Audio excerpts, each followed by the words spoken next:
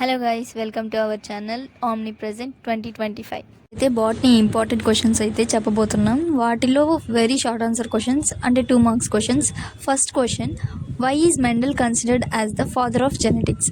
And second question, difference between apocarpous and syncarpous ovary. And third question, define the terms couplet and lid in the taxonomic key. Fourth question, how viroids different from viruses? And fifth question, what is omega taxonomy? And sixth question, differentiate actinomorphic and zygomorphic flower. ఈ క్వశ్చన్లో అయితే definitions ఏం ఉంటాయి, but one line and examples అయితే very very important. Compulsory example అయితే రాయండి. And seventh question, what is refer to as satellite chromosome?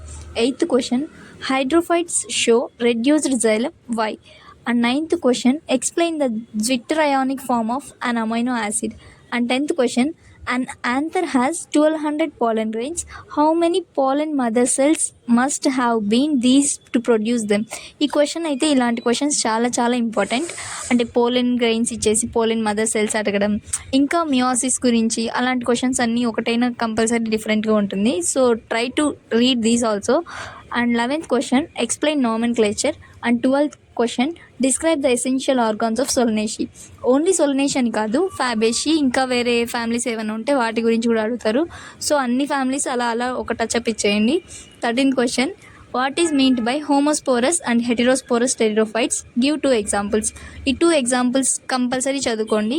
Maybe 1 కూడా అడగొచ్చు. హెటెరోస్పోరస్, హోమోస్పోరస్ డెఫినేషన్స్ అయితే బాగా చదవండి, ఎగ్జాంపుల్స్ బాగా గుర్తుపెట్టుకోండి. ఇలాంటి ఎగ్జాంపుల్స్ ఉన్న క్వశ్చన్స్ అయితే గన్ షాట్ క్వశ్చన్స్ అని చెప్పొచ్చు, కంపల్సరీగా చదువుకొని పెట్టుకోవాలి. 14th question, differentiate between RER and SER, rough endoplasmic reticulum and smooth endoplasmic reticulum. Maybe ఈ సెల్ ఆర్గనల్ సంబంధించి ప్రతి ఒక్క చోట ఏదో ఒక 2 మార్క్స్ క్వశ్చన్ వస్తుంది. డెఫినెట్లీ అన్నీ చూసుకోవాలి, బట్ మోస్ట్ ఇంపార్టెంట్ ఇవి. 15th question, how concentric rings formed in a tree and what is the significance of these rings? ఇవన్నీ 2 marks questions. And next coming to 4 marks question, short answer types. First question, list the changes observed in angiosperm flower subsequent to pollination and fertilization. And second question, differentiate between red algae and brown algae. And third question, give a brief account of dinoflagellates. ఇలాగే ఇంకా chrysophytes, euglenoids ఇలా something ఉంటాయి, but dinoflagellates is very important. And ఒకసారి అది కూడా చూసుకోండి, euglenoids and chrysophytes అలా. And fourth question, what are the characteristics of prokaryotic cell? And fifth question, what is the difference between lenticels and stomata? Lenticels అయితే స్టెమ్కి సంబంధించింది, స్టొమాటో అయితే లీఫ్కి సంబంధించింది. ఇది ఒకటే కాదు, ఇంకా కొంచెం ఒక 1 or 2 పాయింట్స్ ఎక్స్ట్రా ఉంటే డిఫరెన్సెస్ రాయాల్సిందే. 4 మార్క్స్ కాబట్టి ఇంకా ఎక్కువే రాయాలి. ఇటు లెంటిసిల్స్కి ఒక 4 పాయింట్స్, స్టొమాటోకి ఒక 4 పాయింట్స్ గ్యాదర్ చేసి రాసుకోండి. And 6th question, give economic importance of plants belonging to Fabaceae. ఇలాంటి టైప్ ఆఫ్ క్వశ్చన్స్కి ఇంకా వేరే ఫ్యామిలీస్కి ఉంటాయి, సొలనేషి ఎగ్జాంపుల్ అలాంటి ఫ్యామిలీస్ కూడా అడుగుతారు. సో మోస్ట్ ఇంపార్టెంట్ అయితే ఫ్యాబేషి ఎక్కువ అడుగుతారు. ఫ్యాబేషి, సొలనేషి మాత్రం కంపల్సరీ చదవండి, మిగిలిన ఫ్యామిలీస్ అంతా చదవకపోయినా ఇవి కంపల్సరీ ఒక్కటైనా అడిగే క్వశ్చన్స్. అండ్ 7th క్వశ్చన్, అసలు ఇది ఇంపార్టెంటా అనుకుంటాం, కానీ చాలా చాలా ఇంపార్టెంట్ ఈ క్వశ్చన్. ఈ లెసన్లో నుంచి ఈ క్వశ్చన్ చాలా ఇంపార్టెంట్. తో redundantly described as a resting phase, interphase does not really involve rest, comment on it. This is the very important question from this lesson. And 8th question, list out the anatomical adaptations of hydrophytes. And 9th question, give the salient features and importance of chrysophytes. And 10th question, discuss any 2 special types of inflorescence. These. And 11th, describe the essential organs of Solanaceae. And 12th question, give a brief account of dinoflagellates. And 13th question, discuss the various types of pollen tube entry in ovary with the help of diagrams.